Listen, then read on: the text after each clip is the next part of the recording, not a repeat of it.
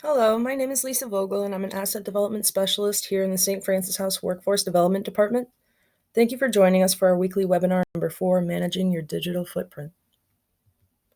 When looking for work, you've heard it before, apply online, apply online, apply online. We're on the internet so much nowadays that we don't even think about it. But don't forget that what you do online stays online, and potential employers can see it all. We call this a digital footprint. What is a digital footprint? It's all the information about a person that exists on the internet as a result of their online activity. Even personal information such as your Facebook page might be seen by employers as something to look at. 75% of US adults that Googled themselves said their search results were not positive. Have you ever asked yourself the question, how do I look to others online? Some questions to ask yourself. In what ways are you leaving a trail when using the internet? Do you know how to manage all your social media accounts? How do we create a positive ongoing presence online that helps you? How can we avoid negative profiles keeping you from getting that great job offer? Start by remembering when online, always think about the impressions you make. Here are some simple tips to help you manage your online profile. Tip number 1, think before you send. There's no delete button on the internet. A lot of embarrassing images, posts, and comments can be avoided by taking 10 seconds to think about what you've written. Especially when you're angry, it's always better to write your feelings on paper or in Microsoft Word, review it, then make the decision. You can't take it back once you click send.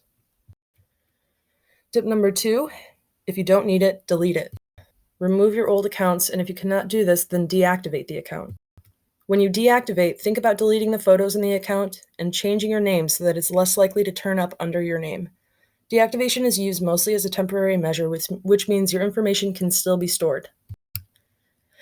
Tip number 3, review your permissions.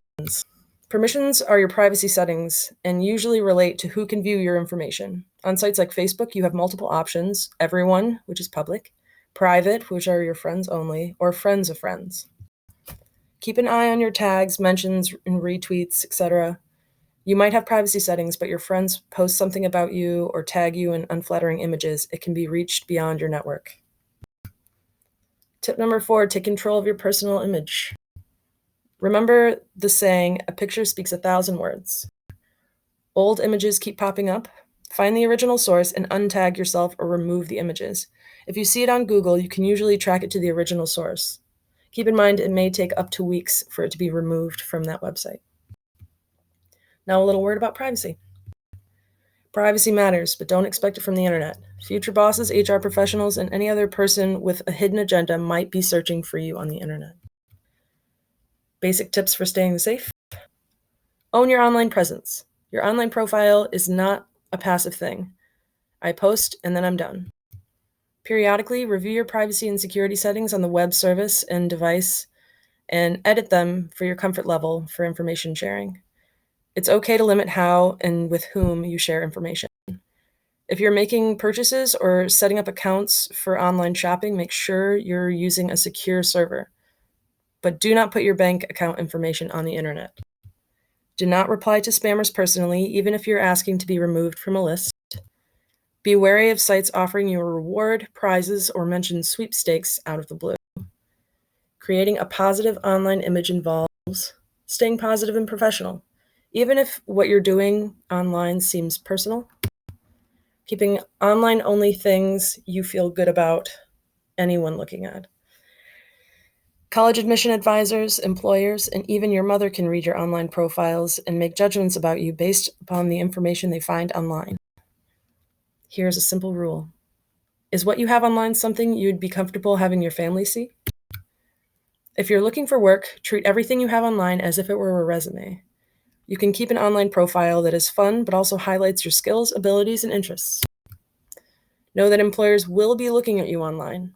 75% of companies have formal policies that require their recruiters to do online research when screening candidates for a position. So be prepared. Take the time. Look at who you are online. A word about LinkedIn. If you've ever used LinkedIn before, you may think of it solely as an online networking website for professionals, but LinkedIn has recently changed a lot. Increasingly, people are using it as a job search website. Just go to the regular web page, www.linkedin.com, and you will see Welcome to your professional community. There you can pick the jobs, people, or learning tabs and search. Of the 91% of HR professionals using social media, 98% are reviewing your LinkedIn profile. When it comes to having an online presence for job search, get creative. There are many ways to boost your professional image online. If you're not computer savvy, you can create professional social media pages to start marketing you. Ask for help. After all the cautions, we also want to say, don't be afraid and go for it. If you still need help, here are a couple websites that may be helpful in learning how to navigate your online profile. Way Up Community, how to create a killer online professional profile. Indeed, go to career advice, resumes, cover letters, write a quick, effective about me, which is your professional summary. What social media should the job seeker be using? Career Builder, go to advice. Employment-related social media you should be using, and they can have some good guidance. Ready to get started? Google yourself. Log onto your computer, open Google Chrome, make sure your browser says google.com in the search bar, type in your full name. What are the first few pages that show up? That's all we have for our Managing Your Digital Footprint webinar. I hope you all learned something from this. And for more information from the Workforce Development Department at St. Francis House, you can go to wfdinfo@stfrancishouse.org for an email. And phone number is 617-654-1257. Thank you so much.